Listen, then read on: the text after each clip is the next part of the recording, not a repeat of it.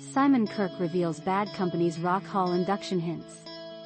In a recent chat with UK radio legend Paul Stephenson on VRP Rocks, Simon Kirke, the iconic drummer of Bad Company, shared some thrilling news about the band's long-awaited nomination for the Rock and Roll Hall of Fame. This nomination, which finally came in February 2025 after years of eligibility, has sparked a wave of excitement among fans and band members alike. When asked how it felt to receive this recognition, Simon couldn't hide his enthusiasm. He mentioned a congratulatory text from his good friend Nico McBrain of Iron Maiden, who humorously pointed out that despite being nominated 11 times, Maiden still hasn't been inducted. Nico's message was clear: stop nominating us. Bollocks. Fuck off. Simon reflected on the significance of the nomination, saying, honestly, it's about time. We've been around for so long, and let's not forget Free, the band that came before us and holds a special place in many hearts.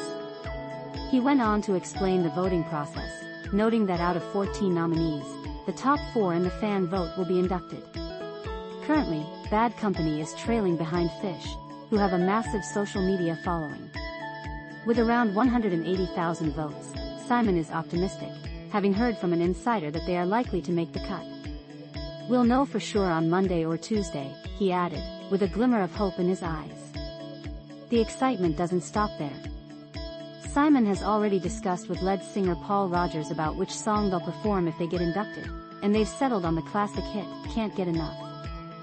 He expressed his heartfelt wishes for guitarist Mick Rouse, who has faced health challenges, to be there on stage in November. Mick deserves this recognition.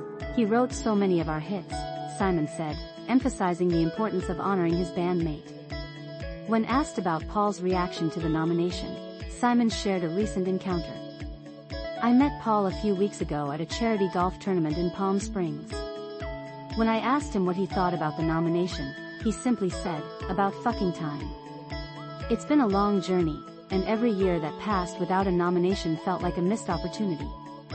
But now, we're finally on the ballot, and it feels great.